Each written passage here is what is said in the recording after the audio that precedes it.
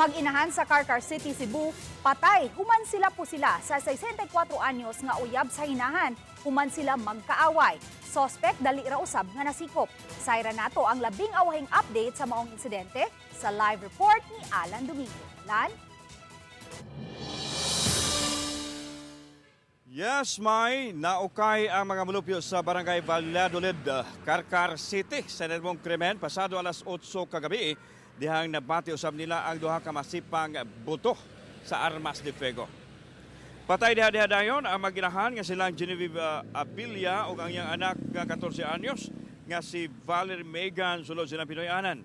Gitumbok nga responsable sa krimen ang uyab sa babae nga si Gitor Lapina, 64 anyos. Matod sa bayaw sa mga biktima nga posibleng nagkalalis ang biktima o ang suspek sa wa pa matino nga rason.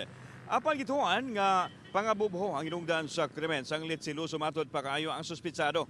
Sa inisyal nga investigasyon sa Carcar Police Station, nakainom ang suspek atol sa panghitabo o wa masayod gani.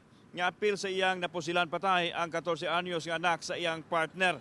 Nasayran nga nadakpan ang suspek sa ilang Pinoyanan atol sa follow-up operation sa Carcar Police. Kinsa limitado sa kaayo ang pamahayag nga gihatag ngadto sa mga investigador. Samtang may atong giadto ang crime scene dito sa Barangay Valladolid, mingaw na, wala usay mohatag og statement, pero atong naabtan ang kabanay niini ngadto sa punerarya diya sa sentro sa Carcar City o atong nasayran nga kasamtangan gipaupos kuno sa autopsy ang lawas sa mga biktima.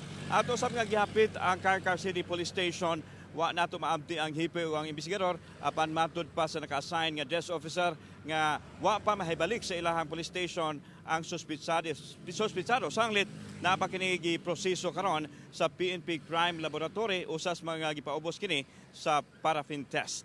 May Daghang salamat, Alan Domingo.